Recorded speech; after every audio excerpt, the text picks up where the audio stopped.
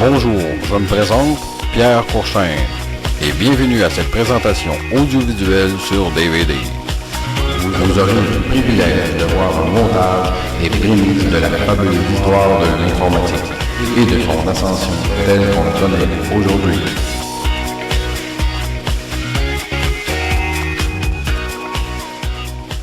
Voici donc les faits historiques qui ont posé les bases nécessaires à l'apparition des premiers ordinateurs.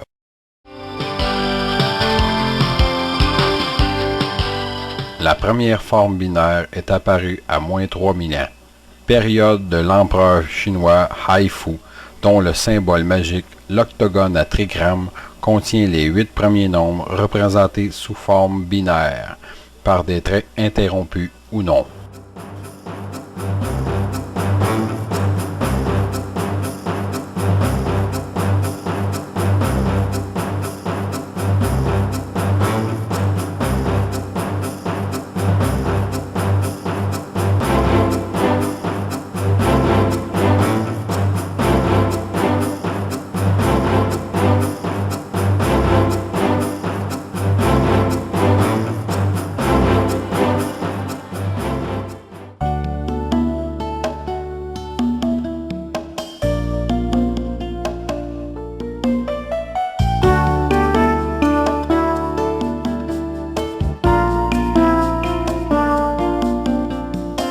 Le philosophe grec Aristote définit dans son œuvre ce qu'est la logique.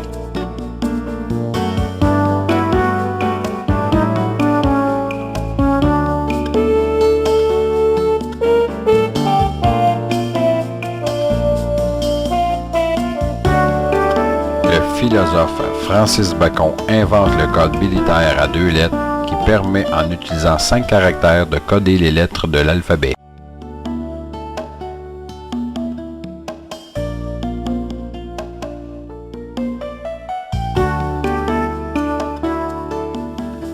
La Pascaline fit son apparition en 1642.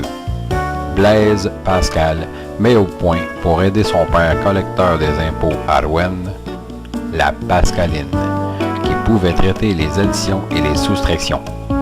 Contrairement à la machine de Jacquard, elle eut un certain succès d'estime à la cour du roi. C'est pour cela qu'elle est souvent considérée comme la première machine de l'histoire.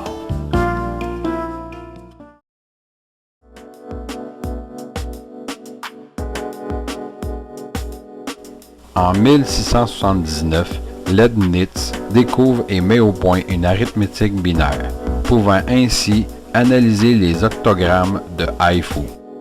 Il invente aussi en 1694 une machine à calculer dérivée de la Pascaline, mais capable de traiter les multiplications et divisions. En 1770, Otto Hahn, en Allemagne, invente la première machine à calculer exécutant directement les 4 opérations, fondée sur le cylindre dentelé inventé par Leibniz.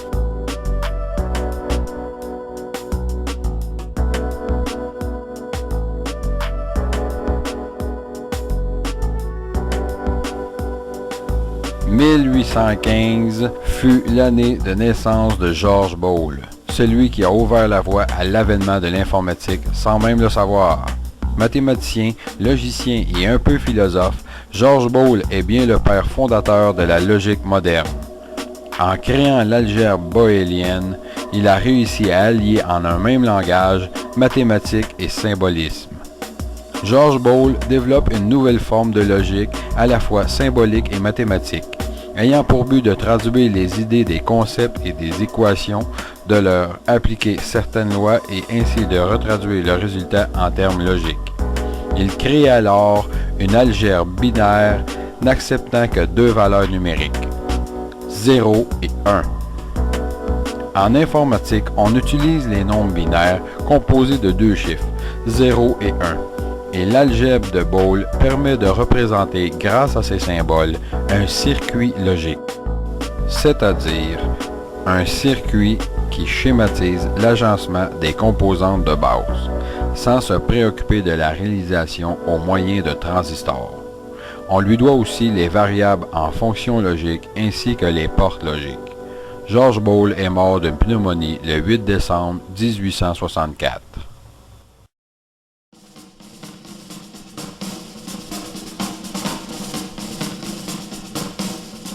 L'invention du télégraphe fit son apparition en 1838 en Angleterre grâce au relais électrique par le physicien Charles Whitslund et l'ingénieur William F. Cook.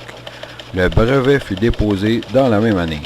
La première ligne fut construite en 1939.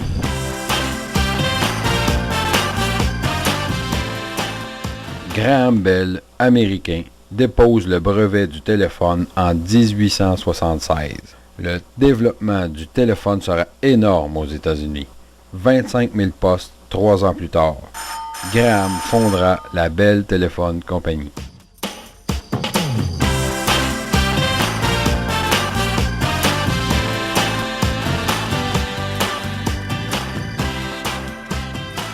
Alexander Graham Bell est un inventeur britannique. Naturalisé américain en 1882, il est surtout connu pour son téléphone. Il fut longtemps considéré comme le premier à déposer le brevet du téléphone en 1876. Le crédit de cette invention lui a cependant été retiré à la Chambre des représentants des États-Unis, ayant statué en juin 2002 qu'Antonio McCuskey, qui avait déposé une demande de brevet en 1871, était le véritable inventeur du téléphone. Bell lui en avait volé la paternité.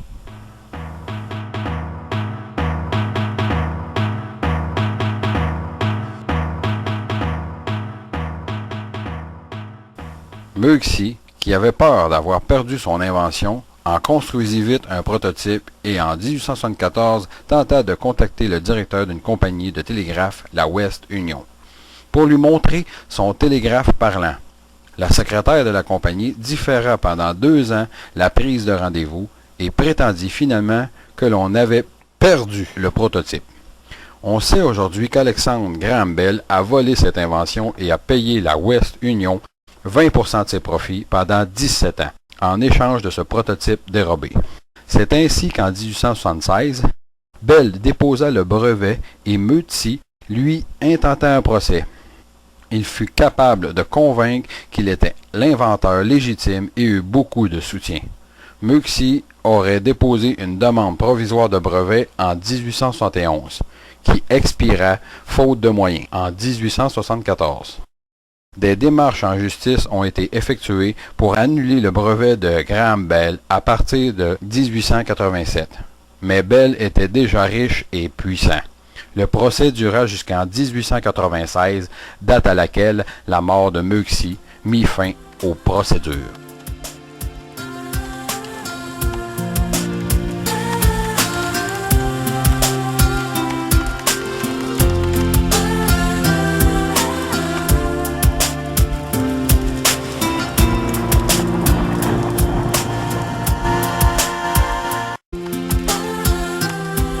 Un certain Hermann Ulrich, de nationalité allemande, fonde en 1896 l'entreprise du nom de Tabulating Machine Company. Il venait de remporter le concours du Census Bureau. Il avait créé une machine pour effectuer le recensement. À l'époque, cela prenait beaucoup de temps. Hermann a permis ainsi d'accélérer le comptage. Il avait appelé sa machine la Punch Card Tabulating Machine. Elle fonctionnait à l'électricité, mais restait mécanique. Elle détectait les trous sur une carte perforée, reprise de l'idée du métier à tisser de Jacquard, et enregistrait alors le résultat en fonction des données précédentes. En 1914, Thomas J. Watson en devient le directeur et la renomme 3 ans plus tard IBM, International Business Machine. Plus tard, on surnomma cette société Big Blue, en relation avec ses employés tous en costard à cravate. C'est IBM qui créa le PC. Avant lui, d'autres avaient sorti des micro-ordinateurs, mais la réputation de la marque fit la différence.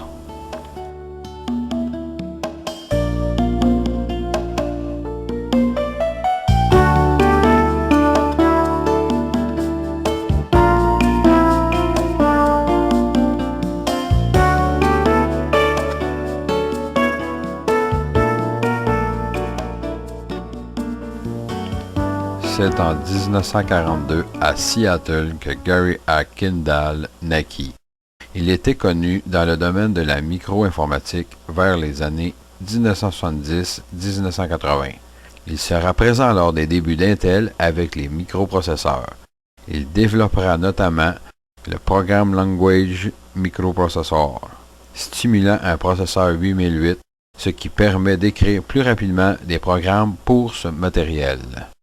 Fort de son expérience, il développa le Control Program Microcomputer, système d'exploitation le plus populaire à cette époque pour les processeurs Intel. Il créa la compagnie Digital Research pour permettre de vendre son système d'exploitation, mais aussi les logiciels correspondants. Il aurait pu être le remplaçant de Microsoft pour les systèmes d'exploitation des ordinateurs personnels. Hélas, la légende raconte qu'il préféra faire un tour d'avion par un temps idéal au lieu de venir à la rencontre des hommes d'IBM. Dans Silicon Valley, la légende dit que Bill Gates est devenu l'homme le plus riche du monde le jour de chance où son rival est parti faire de la voltige aérienne. Pourtant, l'homme qui aurait dû signer le contrat à sa place a bien existé. Il s'appelait Gary Kendall. Il essaya de revenir sur le devant de la scène avec DR-DOS, un système d'exploitation compatible avec MS-DOS, mais c'était peine perdue contre le géant Microsoft. Il meurt en 1994, alcoolique et dépressif. Certains diront qu'il s'agissait de la première victime de Bill Gates.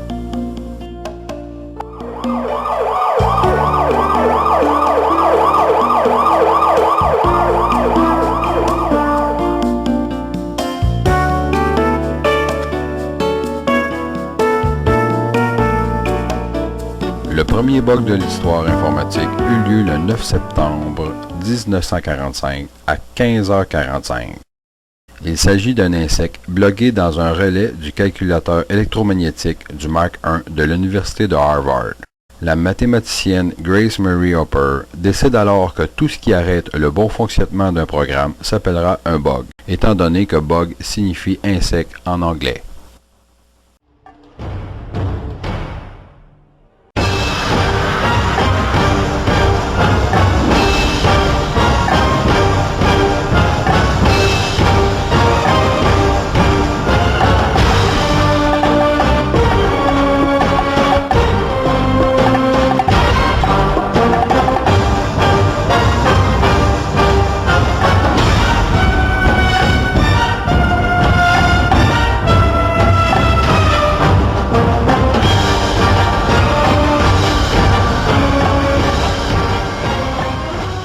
En 1946 fut la création de l'ENIAC.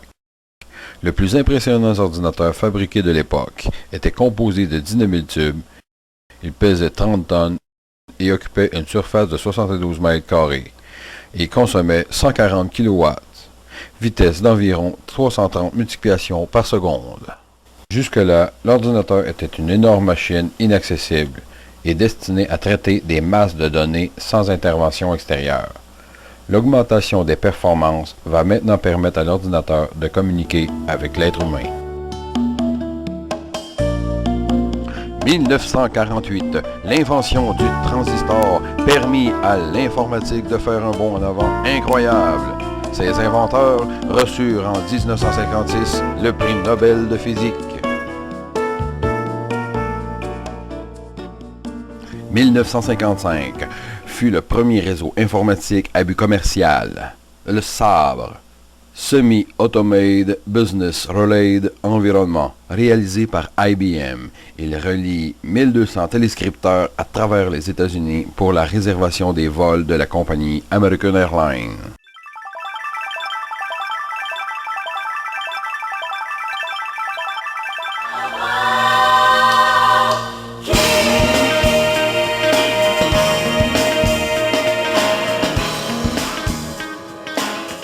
C'est le 28 octobre 1955 que William Henry Gates III, alias Bill Gates, est né au Seattle, Washington Swedish Hospital. Son père, William Henry II, était un avocat réputé, gagnant très bien sa vie. Et sa mère, Mary Maxwell, mère au foyer, s'investissait dans les associations caritatives. Ils ont eu 3 enfants, 2 filles et un garçon. Bill Gates est né en deuxième. Dès son jeune âge, Bill Gates était considéré comme un enfant intelligent. À 12 ans, il entre à l'école Sadelight High School à Seattle. Il s'agit entre autres d'une première école à disposer d'une salle informatique. Le modèle est un DEC PDP-10. Il faut rappeler qu'à cette époque, un ordinateur prenait beaucoup de place. Peu de personnes savaient les utiliser et c'était une science qui restait discrète. Pourtant, Bill Gates se passionna pour ces machines. Il commença à passer du temps sur ces énormes ordinateurs et très vite dépassa le niveau de ses professeurs. À cette même école, Bill fit la rencontre de Paul Allen, un autre passionné, lui aussi élève dans la même école. Ensemble, ils réalisèrent leur premier programme, un jeu de tic-tac-toc, aussi appelé le morpion. Dès l'âge de 14 ans, Bill Gates recherchait déjà les bugs dans les programmes. Mais ses projets n'étaient pas centrés sur le matériel. Pour lui, tout se jouait sur les logiciels. À 15 ans, il reçoit son premier chèque grâce à l'informatique, d'une valeur de 500 $. Il avait développé un logiciel d'emploi du temps pour son école. Assez réussi, le directeur de l'institution en fit l'acquisition.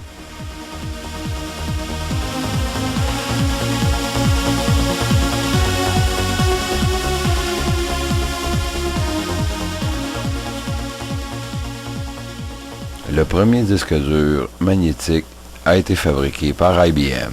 Se nommait RAMAC 305, Random Access Method of Accounting and Control. Il était composé de 50 disques en aluminium de 61 cm de diamètre chacun. Son poids était d'1 tonne et il pouvait stocker 5 MB de données à 8.8 ks. Ce périphérique a été développé pour le projet Sabre. C'est l'US Air Force qui en était le client.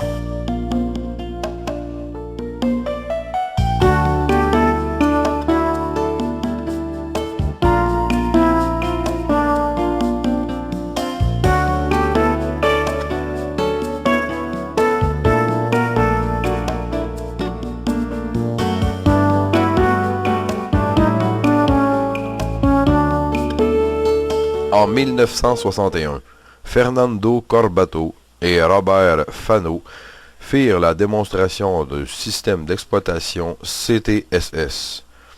Il s'agit d'un des premiers systèmes en temps partagé.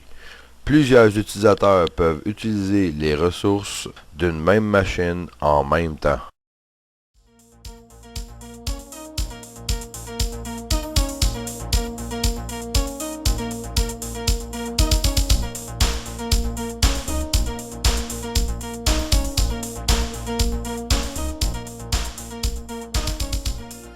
Le BASIC fut créé pour le langage de programmation simple, développé par Thomas Kurtz et John Kemeny pour leurs étudiants. Sans aucune idéologie commerciale, les deux créateurs mirent ce langage dans le domaine public.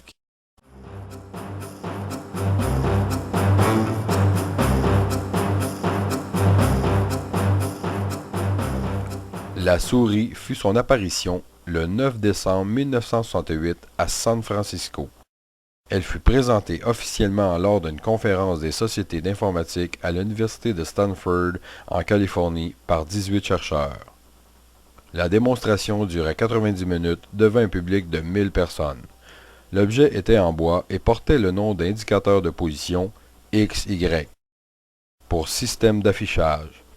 À l'époque, l'idée de la boule n'avait pas été encore trouvée. Il y avait alors deux roues, une pour se déplacer horizontalement et l'autre verticalement. Douglas Engelbart, un chercheur américain, en est l'inventeur. Il travaillait au Stanford Research Institute. Il l'aurait même inventé 5 ans avant la présentation officielle en 1963. Mais en 1973, le Xerox Alto possédait une souris. Par contre, l'ordinateur d'Apple Lisa, sorti en 1983 et qui s'inspire du Xerox Alto, serait commercialisé avec une souris.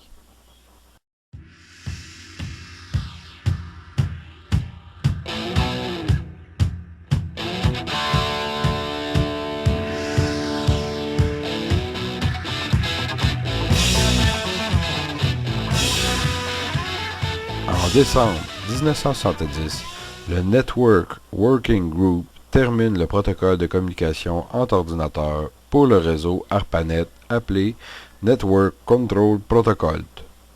De nouveaux ordinateurs furent rapidement branchés sur le réseau. C'était en août 1968 que Lawrence Robert et la communauté de chercheurs de ARPA ont défini la structure des spécifications du futur réseau ARPANET. La société BBN, Bolt, Brenke & Newman réalisa un composant clé du réseau, le commutateur de paquets appelé aussi IMP, Interface Message Processor.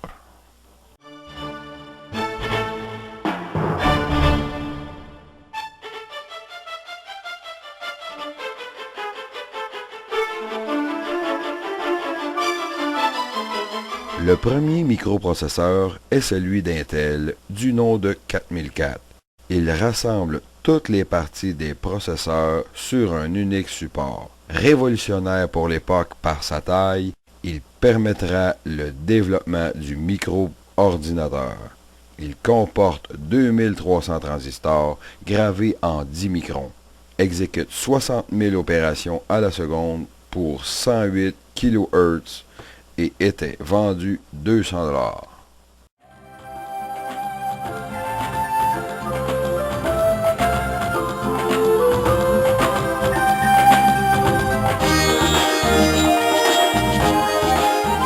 C'est en 1971 qu'IBM développa la disquette, pour compenser sa lenteur. Cependant, la taille à l'époque était de 8 pouces. Si on appelait cela floppy disk, disque souple en français, c'est en rapport avec les disques durs. À l'époque, le disque n'était pas protégé par un boîtier en plastique.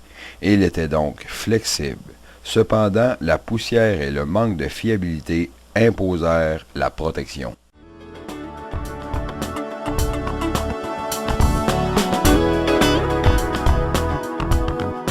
Bien que peu reconnu par les Américains, la création du micro-ordinateur est d'origine française. Il s'agit du Micral. C'est grâce à la société d'Intel qui inventa le microprocesseur que la micro-informatique a pu voir le jour en 1972. Son inventeur est François Gernel. Il était ingénieur à la société R2E, Réalisation et études électroniques. En juin 1972, l'INTRA, Institut national de la recherche agronomique, devait mesurer l'évaporation des sols par la méthode dite du bilan d'énergie. Il lui fallait pour cela un système.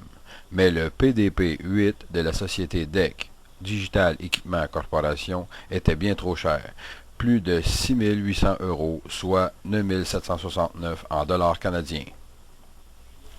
Alors, François Gernel leur dit: si j'ai bien compris, dans votre application de contrôle de processus, le prix d'un PDP-8 est trop élevé pour votre budget.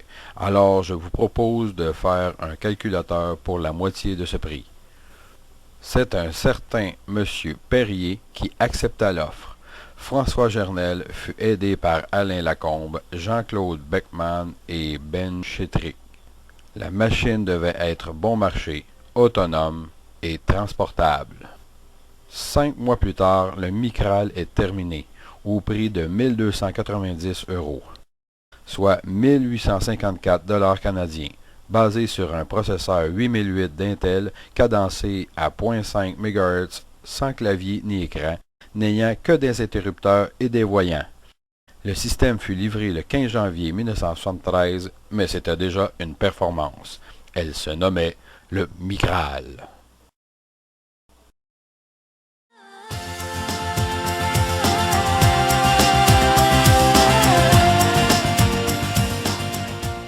Le réseau local vit le jour en 1973.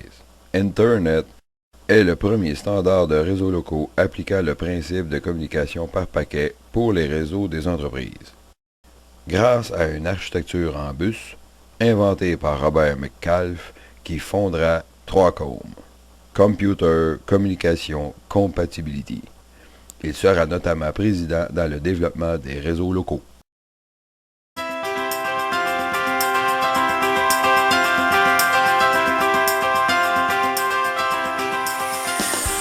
La société Microsoft a fait connaître au monde entier Bill Gates. Pourtant, avec la collaboration de Paul Allen, Tous deux animés par la même passion de l'informatique, de fil en aiguille se feront connaître en 1975. Ils développèrent le BASIC pour Altair, puis fondèrent Microsoft en 2 mots, à l'origine pour Microcomputer Software. C'est à l'été 1980 que IBM signa le plus important contrat qui, à l'origine, aurait dû être avec Gary Kendall. Mais comme vous le savez, l'entente se produisit avec Bill Gates pour son clone, un système d'exploitation pour le PC, sa version MS-DOS. À partir de ce moment, sa réussite fut assurée. Viendra plus tard l'interface graphique Windows pour concurrencer celle du Macintosh.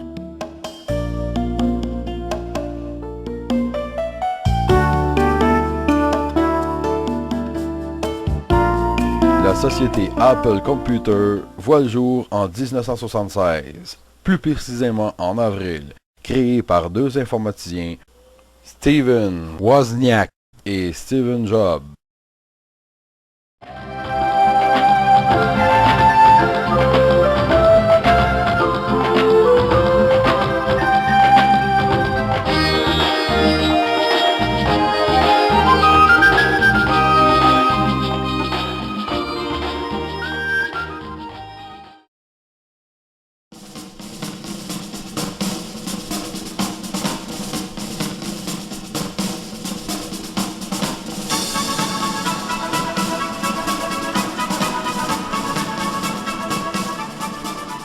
En septembre 1981, IBM lance son premier PC. Il disposait d'un processeur et d'un faux microprocesseur. Il n'avait pas de disque dur, mais d'un lecteur de 5 pouces et quart de 360K. Son prix était de 3000 $.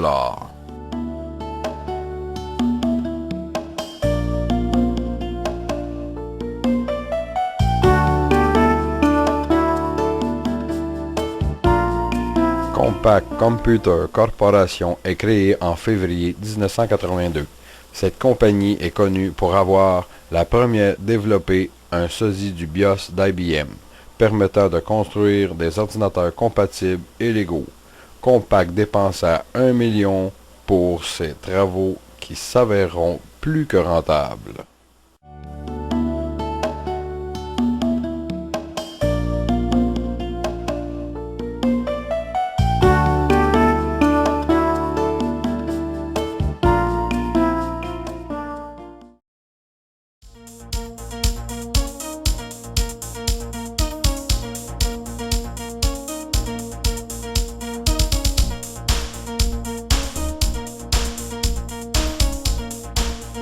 Paul Allen quitte son poste de directeur technique le 18 février 1983 chez Microsoft, tout en restant au conseil d'administration et actionnaire. En 1986, Microsoft fait son entrée en bourse. Les 2 fondateurs deviennent les hommes les plus riches du monde. En 2005, il est considéré comme le 6e homme le plus riche avec une fortune personnelle, tenez-vous bien, de 21 milliards de dollars. Source, liste des millionnaires du magazine Forbes 2005. Paul Allen est né à Seattle, dans l'État de Washington, aux États-Unis, le 21 janvier 1953. Il découvre l'informatique à Lakeside School, école privée de Seattle, où il devient ami avec Bill Gates, du temps d'utilisation d'un ordinateur PDP-10, avec lequel il réalisa avec son ami Bill son premier programme, le Morpion. Allen poursuit ses études à l'Université de l'État de Washington, qu'il abandonne rapidement au bout de 2 ans pour devenir informaticien-programmeur pour la société domotique industrielle Honeywell de Boston, près de New York. Mais son ami d'école Bill Gates le pousse à rapidement tout laisser tomber pour fonder la société Microsoft en 1975. Il possède et finance 2 équipes américaines de haut niveau, l'équipe sportive de basketball, la NBA, les Trail Blazers de Portland dans l'État d'Oregon, rachetée dans les années 1990, et l'équipe de football américaine, les Seahawks, les Faucons de mer de Seattle. En 1995, il est touché par la maladie de Hodgkin, dont il parvient à guérir après plusieurs mois de radiothérapie et après une transplantation de la moelle osseuse. En 1997, il fonde la société Vulcan Productions, société de production de films de cinéma. En novembre 2000, Paul Allen démissionne du conseil d'administration de Microsoft et en reste uniquement actionnaire. Amateur de yachts, dont il a plusieurs modèles, en 2003, fait construire le plus long et plus luxueux de la planète, baptisé Octopus, en rapport avec le film Octopussy de James Bond, avec 126 mètres de long. Il était lors de son lancement le plus grand et le plus luxueux yacht privé au monde. Détrôné depuis par le Rising Sun, Soleil levant, de l'informaticien chef d'entreprise Larry Ellison, il reste en 2006 à la 4e place du palmarès. Il était le plus extravagant avec à son bord salle de cinéma, piscine, terrain de basketball, héliport et même un sous-marin. Octopus abrite ainsi une salle de vidéoconférence qui permet à Paul Allen de discuter à tout moment avec les dirigeants de ses entreprises.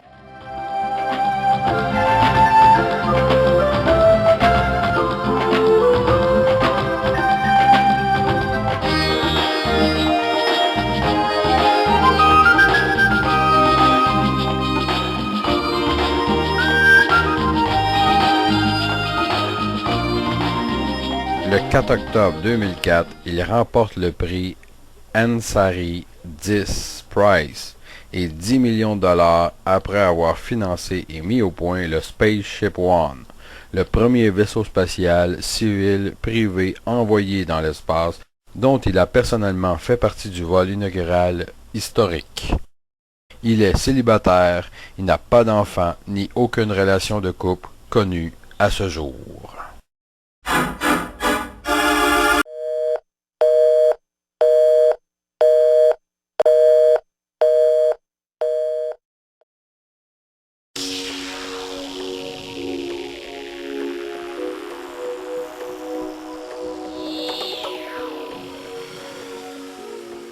« 1983.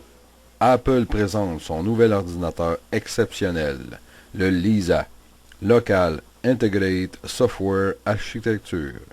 Il comprend un processeur de 68 000 à 5 MHz, 1 MB de mémoire RAM et 2 MB de mémoire ROM.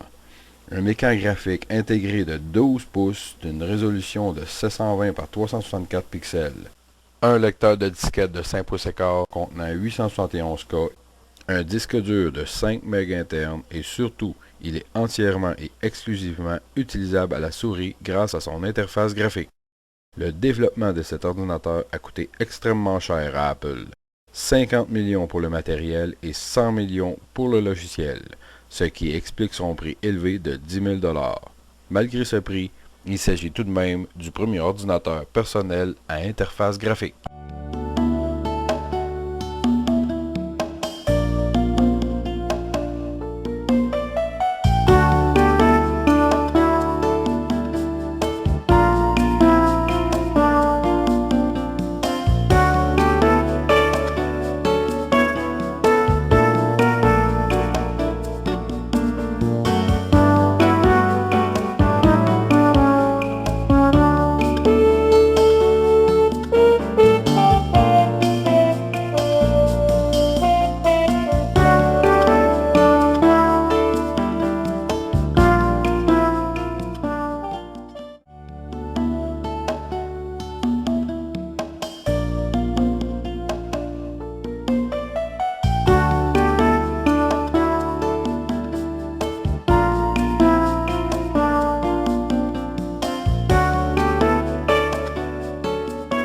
Philips et Sony, après avoir sorti le CD audio, sortent le CD pour les données.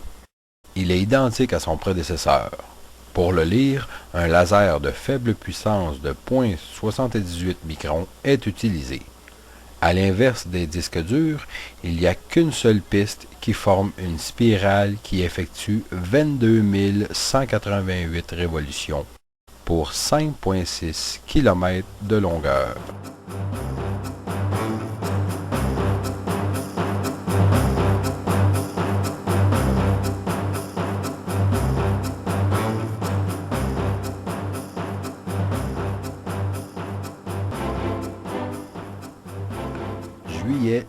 1985.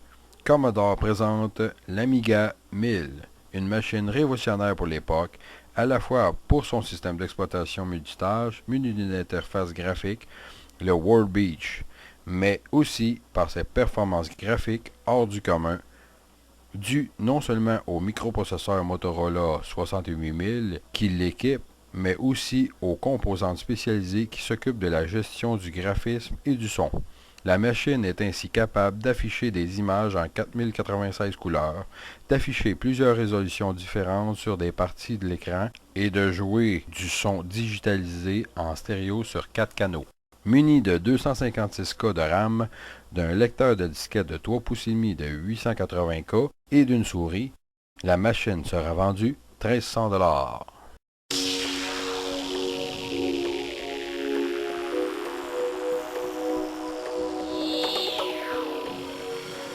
Windows 1.0 vit le jour en 1985. Sorti pour l'interface graphique DOS, son prix était à l'époque de 99 $, qui n'aura pas de succès car il est fréquemment buggé et lent. Apple menace Microsoft d'un procès pour avoir copié les idées, mais ce dernier trouva un compromis. Le nom de départ était Interface Manager. Microsoft lance Windows 2.0 en 1987, la deuxième version de son interface graphique. Quelques améliorations telles que les icônes. Les ventes sont plus nombreuses, mais pas encore exceptionnelles. Apple tente un procès contre Microsoft pour avoir copié en grande partie l'interface graphique du Macintosh, mais Microsoft gagne le procès. En effet, Apple avait copié certaines idées de Microsoft.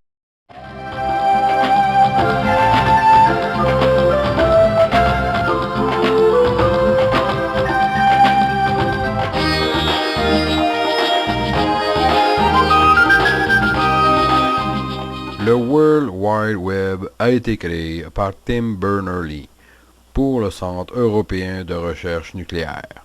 Il crée aussi le format HTML, Hypertext Markup Language, le TTP, Hypertext Transfer Protocol, et les URL Uniform Resource Locator.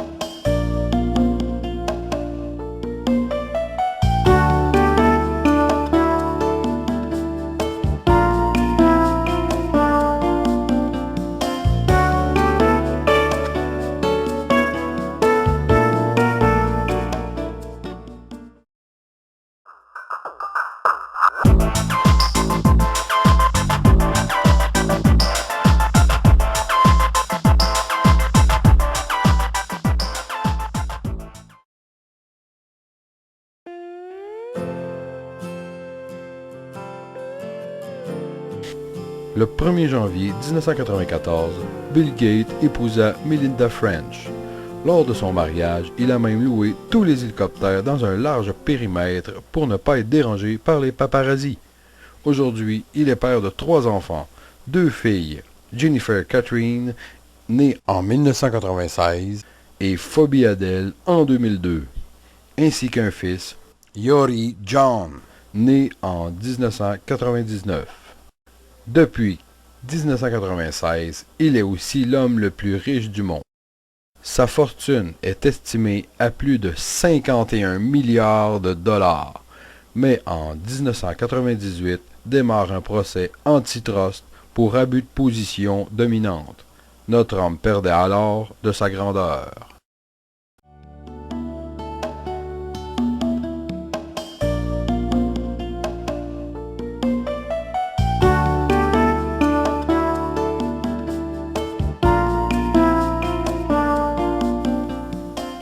Avec un capital de 1 million de $, la société Google est créée en septembre 1998 par Larry Page et Sergey Brin. Gogol est un clin d'œil au terme mathématique goglo, qui est l'équivalent au nombre 10 à la puissance 100. Déjà, en 1996, Larry et Sergey, tous deux étudiants à l'université de Stanford, travaillent sur un projet nommé Backrod, visant à analyser les liens pointant vers un site web. C'est avec le conseil donné par David Filo, cofondateur de Yahoo, que Gogol sera créé. En effet, les étudiants pensaient intégrer un moteur de recherche déjà existant. En 1998, 10 000 requêtes sont effectuées chaque jour. Le 21 septembre 1999, la phase de test est terminée avec plus de 500 000 requêtes. En 2001, ce n'est pas moins d'1 million de requêtes quotidiennes et 3 milliards de pages de référence. La même année, Eric Schmidt prend le poste de PDG pour que la société puisse bénéficier de son expérience.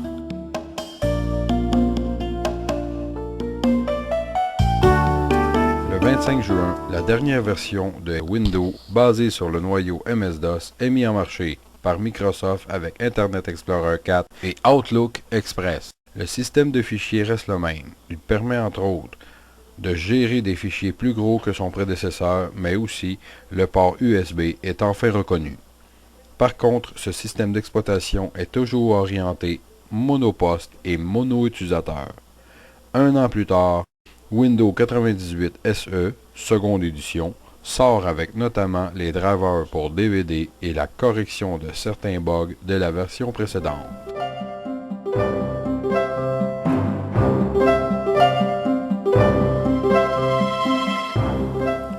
La fondation Bill et Melinda Gates a été créée en janvier 2000. En 2005, il devient la personne de l'année par le journal The Times pour ses actions humanitaires. Il est en effet le plus grand donateur au monde avec 24 milliards de dollars. Certaines mauvaises langues affirment que ses œuvres philanthropes seraient avant tout l'occasion de redorer l'image de la société. En juin 2006, il affirme qu'il se détachera de sa société Microsoft en 2008 pour s'investir davantage dans sa fondation. Avec sa femme, il se tourne résolument vers sa nouvelle activité. Il accorde notamment en août 2006 la bagatelle somme de 500 millions de dollars à la recherche contre le sida, la tuberculose et la malaria. Sa maison vaut 113 millions de dollars et verse une redevance de 1 million de dollars annuellement pour les impôts.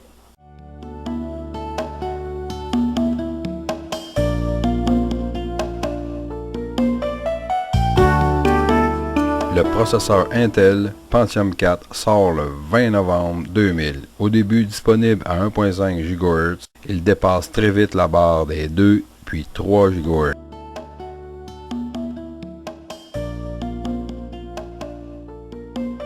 En octobre 2001, Windows XP sort en deux versions, familiale et professionnelle. Enfin, le DOS disparaît du système. Pour l'utiliser, il est conseillé d'avoir un ordinateur 300 MHz et disposer de 128 MB de RAM. Alors, merci. J'espère que vous avez apprécié cette présentation. Ici Pierre qui vous dit à bientôt.